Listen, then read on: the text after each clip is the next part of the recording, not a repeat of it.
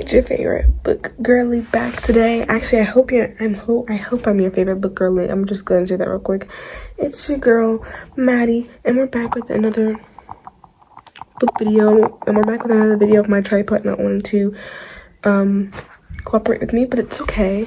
Today we're doing the ultimate fall TBR.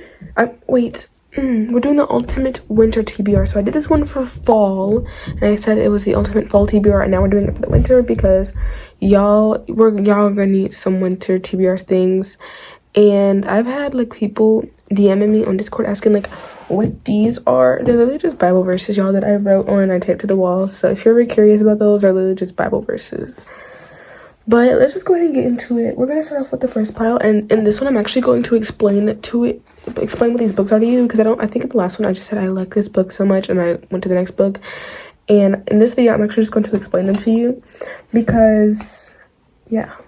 Let's just go ahead and get into it. We have the first pile here. I try to do like each and every pile. We don't have a lot of books for winter theme because I don't read a lot of winter books, but it's like 4 books in each pile. So we only have 3 piles, which is like 3, 6, we have 10 books in total because there's 4 books in one pile, right? Yeah. So the first book we have is Powerless by Lauren Roberts. This book was so good. I have a reading vlog on my channel about this book, and it was just amazing. I love it so much. Quite literally, I don't like a lot of romantasy.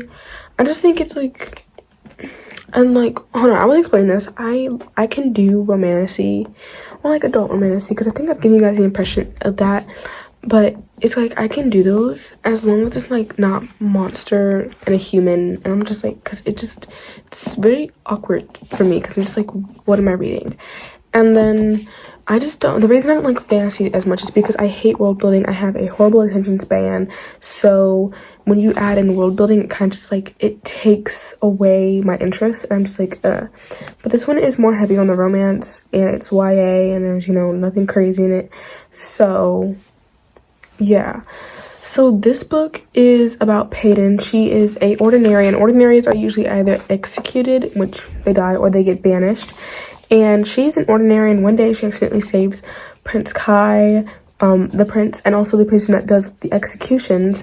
She saves him one day, and they all think she has powers. And there are these trials that they use to, see who the strongest elite is. Elites are the people that have magic, and she gets entered into the trials to compete. And so she's pretending to be a psychic based off of her good people observation skills and good, reading people very well. She's going based off of that, and she's basically just barely surviving with Kai, and it's more focused on the romance for this one, so there's not a lot of world building. So if you're like me, you can't do a whole bunch of world building because it completely throws you off. This book right here is perfect for you, trust me, because I literally flew through this book in like a day or two, and I have a written vlog, like I said, up on this book, and actually all 3 books, and there's a 3rd book coming out in April, because technically the second book is actually a novella that like goes along with this one, so it's counted as book 1.5. So technically it's not its own full book because it's like only 100 something pages, so technically it's a trilogy. But I read 3 of the books, which was Powerless, which is the novella, Powerful, which is the novella, and then Reckless, which is the 2nd book, and then Fearless, which I'll be doing reading vlog on, comes out in April. So yes, she's trying to survive here and basically win the trials and make it out alive, quite literally, because you don't have a choice. If you get selected for the trials, you must come. You don't have a choice. You can't leave. The only way you get out is if you die. So, she's trying to make it out alive. This one's a very good book, and I rated it 5 stars. The next book we have is 5 Survive by Holly Jackson. This one is a thriller, a YA thriller, and this one was actually amazing. I didn't fly through this one as fast as I usually fly through books, but I feel like with thrillers, I don't fly through them as fast as I do other books. I feel like thrillers, I read them for about a week, okay? And that's only because it's kind of just like the mystery and suspense. It draws me to them, but when you're writing a thriller, it's different from romance, and I usually read romance. So it's kind of like slower pace for me, but it's still fast paced. So if it takes me a week to read a thriller, then I consider that fast paced, because usually it takes me up to 2 or 3 weeks to finish a thriller, and most of the times I finish Shirley Jackson's books within a week or less. So I consider them fast paced. So this is Five Survive. It is about this group of people. I think it's quite literally, so yeah, 1, 2, 3, 4, 5, 6. So there's 6 friends and only 5 get to make it out alive. And basically there's somebody up there among them in their RV, because their RV breaks down in front of a killer's house, and the killer's like, I want one of you guys to reveal the secret right here, right now, and if you guys try to leave, you're gonna die. Okay, you're gonna die, and that's the end of the story. And so they have this walkie-talkie that's somehow planted in there, that's, you know, on the RV that they get, and they're communicating with the killer. The killer's just like, you have to reveal the secret, you guys have to, you know, and there's no escaping this. And they did try to escape. So it's a crazy thriller. I enjoyed this one so much. Definitely a perfect, you know, thing to end of the year, a perfect standalone, especially if you're like into the entire thing with thrillers and everything. This is the perfect standalone to finish off your year. And quite literally, it was amazing, and I enjoyed this so much. It flew through in a week, which once again, that's fast paced for me, because I finish thrillers in about 2 to 3 weeks, which if you read thrillers like crazy and they take you very little time, this one will take you very little time, because in my opinion, reading a thriller in a week is a small amount of time for me, because I don't fly through thrillers. I fly through romances and, you know, novellas. I don't fly through thrillers. So this one was a fast paced book for me. The next book in this pile, and also the last book in this pile, is In a Jam by Kate Canterbury. This one I think takes place in the summer. Like, probably like, Maddie, it's a fall TBR. Why are we reading summer books? There's also one other summer book in here, I believe.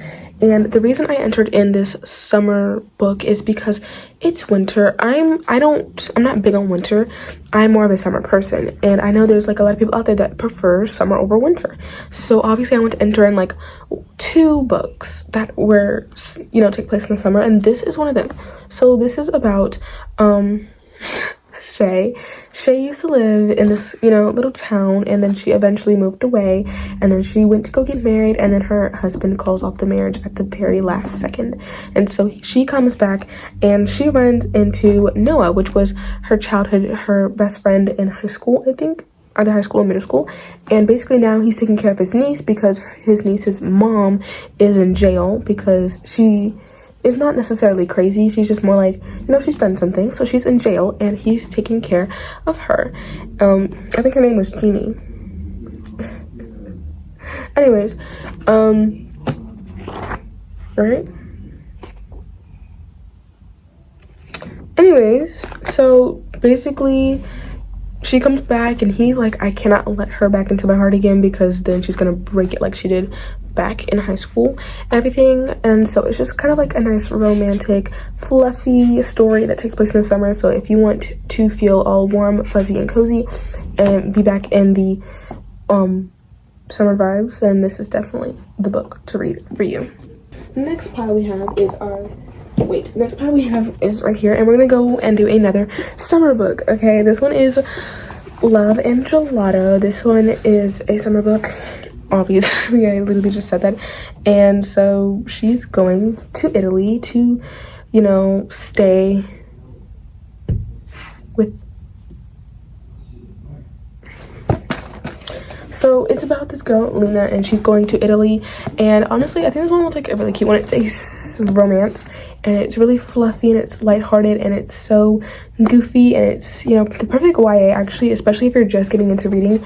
This is definitely like one of the best books. And I'm really bad at describing books, and this is one of those ones where I loved it a lot, but I'm really bad at describing it. So I'm just gonna read the synopsis for you guys. I made the wrong choice. Lena is spending the summer in Tuscany, but she isn't in the mood for Italy's famous sunshine and fairy tale landscape. She's only there because it was her mother's dying wish that she get to know her father. But what kind of father isn't around for 16 years? All Lena wants to do is go back home. But when she is given a journal that her mom had kept when she lived in Italy, suddenly Lena's uncovering a magical world of secret romances, art, and hidden bakeries. A world that inspires her, along with the ever so charming Wren, to follow in her mother's footsteps and unearth a secret that has been kept far too long. It's a secret that will change everything Lena knew about her mother, her father, and even herself. People come to Italy for love and gelato, someone tells her, but sometimes they can discover much more. So yeah, the perfect, little book to read in the winter if you're wanting something that has to do with summer so you can get back into the warm mood, because I'm one of those people, I just want it to be warm. I do not like the cold. The next one is You've Reached Sam by Dustin Theo. This one, I don't want to say it particularly takes place in the winter, but it's about when they're about to graduate high school, which is in the spring, obviously. But I feel like it's such a beautiful book, and you barely have to pay attention too much to the weather in the book. It's just kind of emotional, and I feel like winter is the time of emotion and tears, because tears are blue. Well, if you watch TV and you watch cartoons, tears are blue, technically, but they're actually iridescent. And iridescent crystals, water. So yeah, this one is actually a sad book. I did not cry on this book, but a lot of people did. I didn't cry with this one. I rated it like 3-4 stars. It was pretty good. And this one, oh my gosh. So Julie is Sam's ex, and the reason she is Sam's ex is because Sam died. And so she throws out all his stuff and all this other stuff and crazy. She just tries to block him from her life, like pretend he was never there so that way she can grieve less. But one day she misses him so much and just wants to hear his voice again, so she calls his phone to hear his voicemail, but instead he actually picks up and he is talking to her and everything. And so she does not want to say goodbye. She does not want to let him go, but she figures out sooner or later that she's going to have to say goodbye before it is too late. Wow, it was a nice book. Took me a while to read though, so yeah. Next one is Cinderella is Dead by 𝙤𝙤𝙘𝙞𝙧𝙨. We actually read this one for one of our book clubs. I think it was for September we read this one. I think for September we read Cinderella is Dead, and this one is a romantasy, right? Yeah, romantasy, and this one was pretty good. It was YA, and it was good if you want to get into reading for the first time. I actually enjoyed this one so much. But basically this book is about our beautiful Sophia, and she has what she would envision her life to be, but she cannot have that because of the king. The king has these set rules and the way that girls should be and like how they should be under the power of a man and all this other stuff. So she travels because Cinderella was quote unquote under the power of him, this Prince Charming. I think that's what his name was or whatever.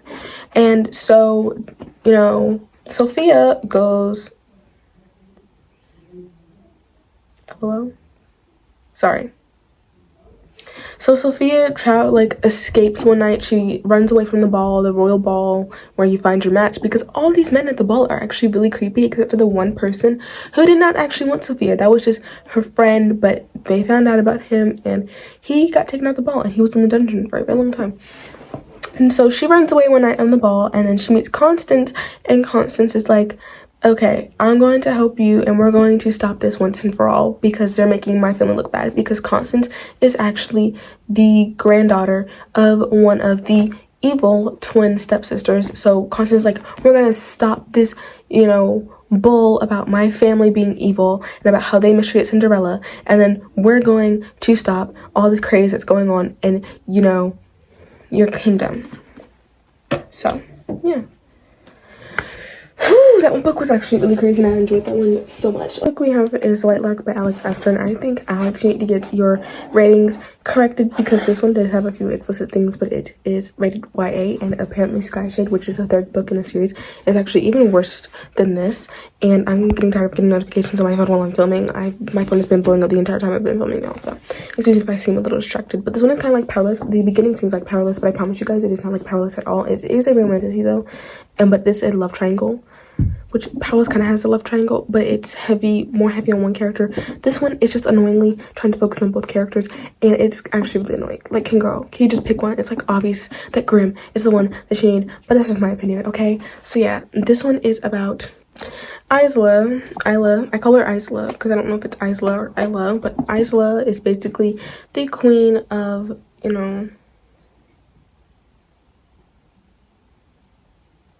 whatever. She is the ruler of one of the islands, and basically you're just proving yourself, I guess.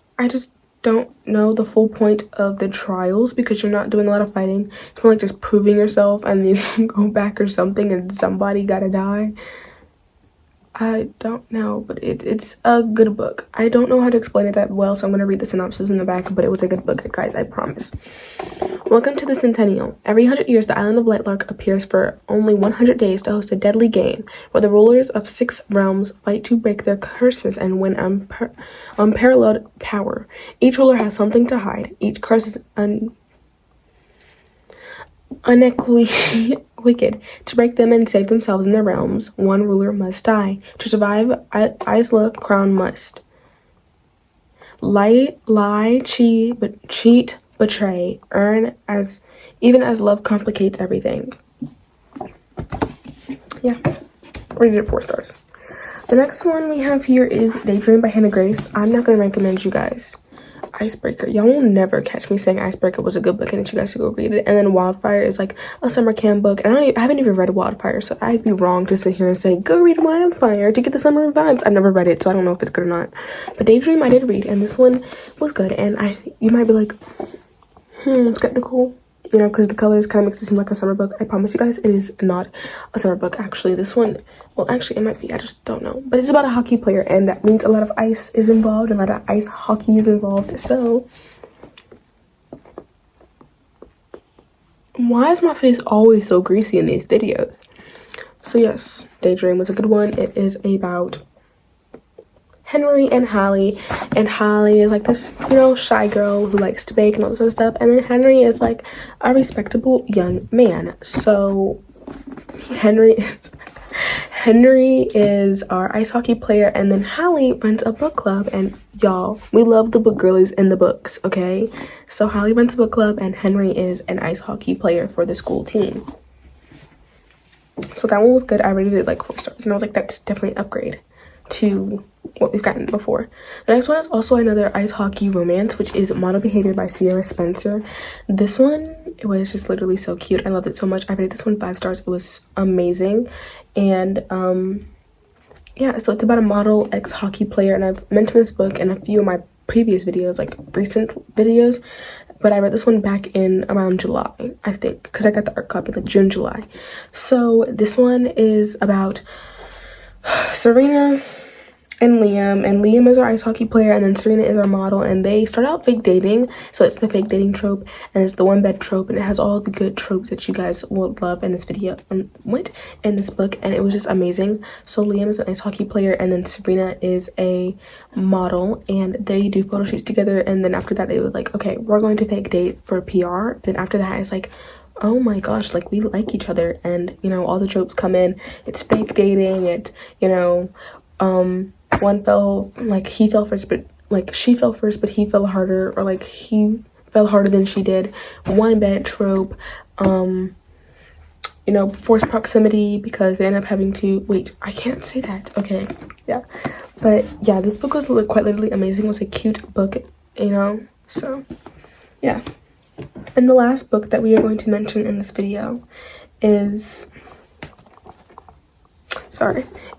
The Reality of It All by Alison Specka, and this one is a forced proximity book, and it is a reality TV show, and it's the good girl with the bad guy. So basically, our characters, Kala has had a tragic breakup a few years ago, and she's been downcast ever since, but she's an author. And then we also have Eli, and he has this bad reputation of being a player and all this other stuff.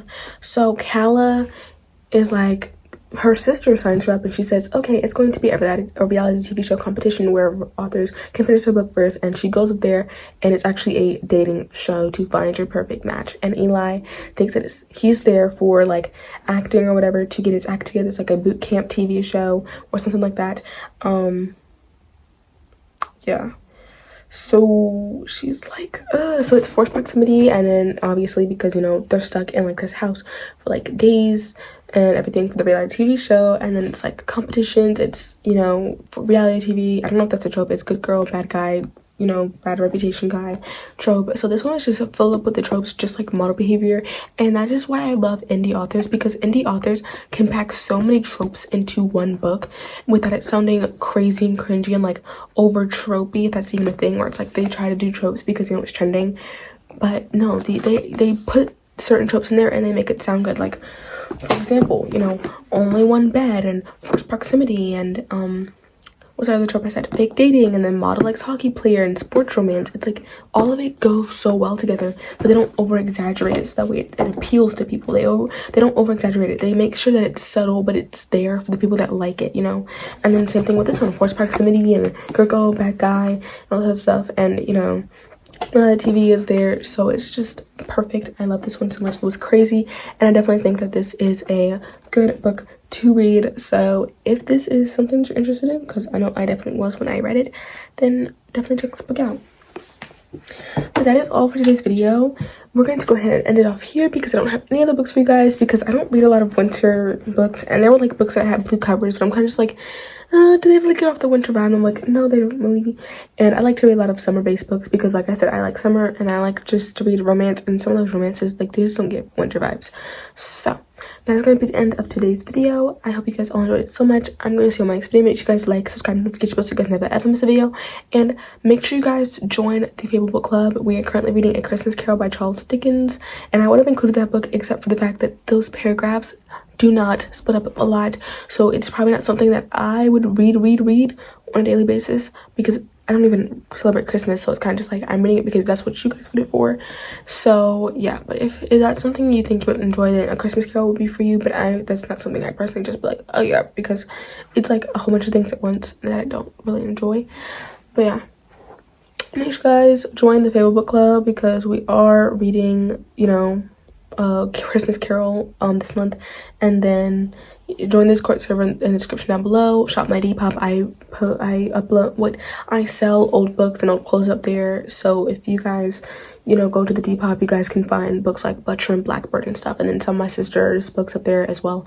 So just make sure you guys go ahead and check those out, and I'll see you next video. My name is Kisses. My name and goodbye.